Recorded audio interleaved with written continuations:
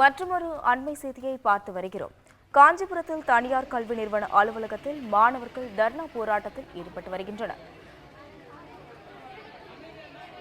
தகவல் அறிந்து வந்த காவல்துறையினர் மாணவர்களிடம் தற்பொழுது பேச்சுவார்த்தை நடத்தி கொண்டுள்ளனர். இதுகுறித்த கூடுதல் விவரங்களை செய்தியாளர் பூபாலன் வழங்க கேட்கலாம். வணக்கம் பூபாலன், உங்க விவரங்களை பதிவு செய்யலாம்.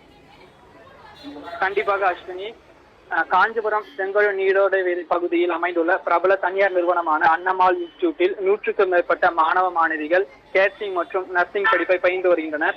இந்த நிலையில் கேட்டரிங் படிப்பதற்கு முதலாம் ஆண்டு கட்டணமாக 57,000 ரூபாயும், அதே போன்று இரண்டாம் ஆண்டு கட்டணத்திற்காக 54,000 ரூபாயும், அதே போன்று நர்சிங் படிப்பதற்கு 41,000 ரூபாயாகவும், இரண்டாம் ஆண்டு படிப்பதற்கு 70,000 ரூபாயாகவும் மாணவர்களிடமிருந்து நிர்வாகமானது வசூலித்ததாக கூறப்படுகிறது.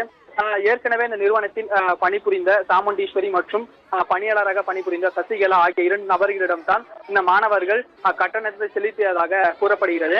இந்த நிலையில் நர்சிங் மற்றும் கேட்டரிங் படிப்பை முடித்த மாணவர்கள் அதற்கான சான்றிதழ் பெறுவதற்காக அன்னமால் இன்ஸ்டிடியூட்டை அணுகியுள்ளனர். அப்போது அன்னமால் இன்ஸ்டிடியூட் ஆனது நீங்கள் முழு ஆண்டு கட்டணத்தை செலுத்தவில்லை என்ற ஒரு தகவலனை அவர்களுக்கு தெரிவித்திருந்தனர்.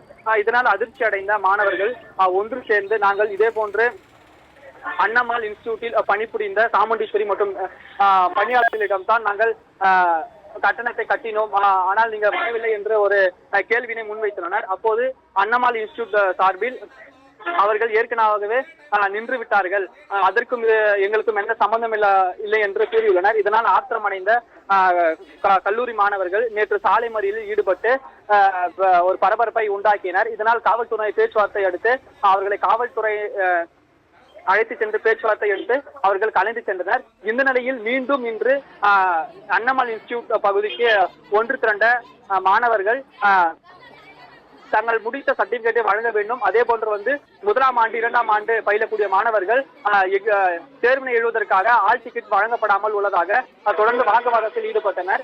இந்த நிலையில் திடீரென்று மாணவர்கள் கல்லூரி வளாகத்துக்குள்ளவே தர்ணா போராட்டத்தில் ஈடுபட்டு வருவதால் பெரும் ஒரு பதற்றமான ஒரு சூழ்நிலையானது ஏற்பட்டிருக்கிறது.